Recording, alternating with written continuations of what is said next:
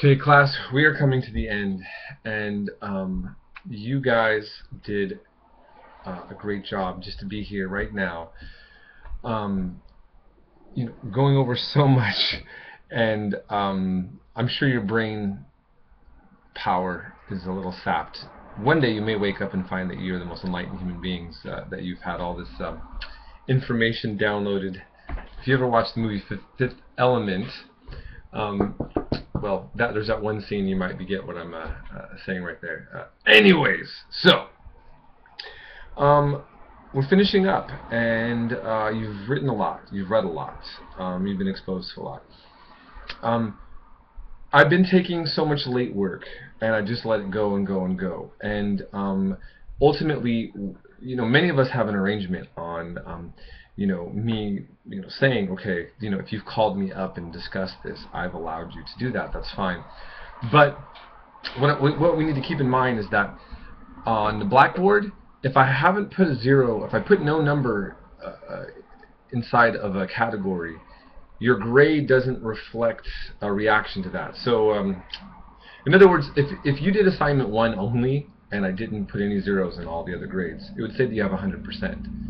And so once I put the zeros in, then you are going to see your grade get reduced. And I don't know if I thought I clarified that, but maybe I'm feeling like I didn't. So today, I'm going to put zeros everywhere, and you're going to see changes in your grades if you didn't do work. And so keep in mind that that's kind of like what the direction that your grade's going in.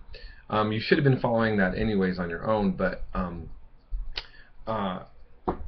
call me up if you want to turn something in and we didn't make that arrangement. We can talk that over. If I did, I didn't. It doesn't mean that you can't make it up. I want you to see what your grade actually looks like better. Okay, more clearly through the blackboard category. Okay, so I'm going to do that. But again, and also keep in mind that this week's a shortened week extension. So we do have a lot to do. There's a lot covered this week, but you'll notice this. I cover Africa and Latin America into this, which goes into the notes. But the topics are really going to be about the Israel-Palestine conflict, mainly. And then kind of, as you look at the final, it's about what you want to write about. Some of you may have enough points that you don't have to write one of the papers. That's your choice. I'm not a math major, and I'm not good at numbers, and I'm not going to take responsibility for telling you that, oh, you don't have to take this assignment. I'm going to put a 0, and then it's not the grade you want. So I don't take it personal if you don't turn in any assignment. But it's up to you to decide if that's worth it to you. So I will, and then I want you to pay attention as we're coming up to the time that I have to turn in the grades. Every semester I tell everyone, look at your grades, look at the blackboard, make sure all my assignments I got counted. Maybe I forgot you, I didn't put in an assignment. Double check, and I'm going to post and say, all right, I'm turning in the last final grade within a day. Get back to me if you have any debate about what the grade that I have logged in. I can fix anything that is wrong there, but please get a hold of me before then. You feel me? Okay? So, this is where we all got to try to pay attention. Not try to be too stressed, just mindful, and calculated. We got this far. Let's do it right. Okay? Now, I also want to say something. The advantage of this final section, despite the fact that we cover a lot, you will really understand the Israel-Palestine conflict better than the majority of people that you'll come across, and you'll see how poorly it's covered in the news.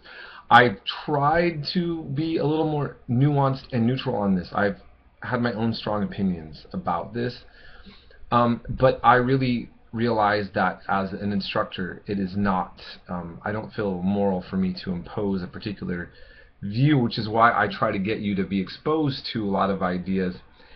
And the Seeds of Conflict documentary that I have at the end of my lectures, I want you to actually watch it after you watch all my lectures. Okay?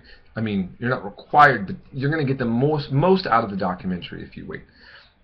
And the feedback I've had from students is that they think it's fair, and they don't even really always know what my opinion is on it, and that makes me happy that I'm getting that accomplished, but I do, and you will have an opinion too, okay? But ultimately, you'll be having an informed opinion, and you'll be able to engage in that discussion, for those who care, on it, in a way that you can kind of like really fill out both sides quite nicely, okay?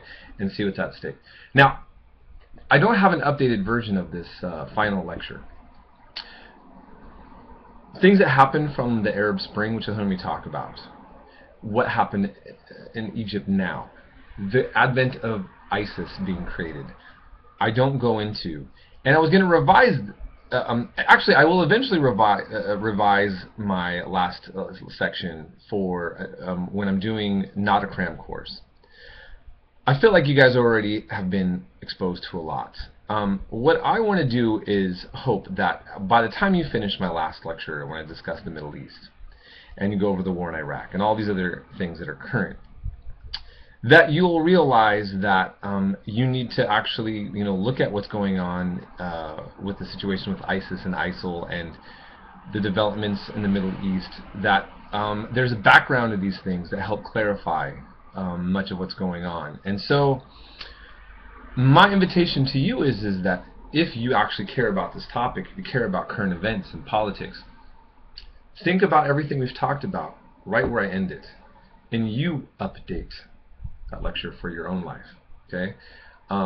It's been a pleasure to work with you all, and I wish that we didn't have to, cram in so much, and I could spend more time and kind of help clarify things. But I hope at the very least, even if you can't remember most of what you've studied, that you really appreciate the fact that there is a world out here, and that events that are taking place have much background, and that you really walk into the world of politics as a human being that is aware and humbled and ready to listen, engage, and not be a lazy thinker. Because lazy thinkers are dangerous, especially when they have opinions and vote and yell and attack people.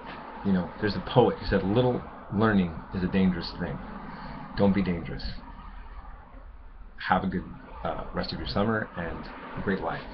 And perhaps we'll see each other again in a different dimension or context.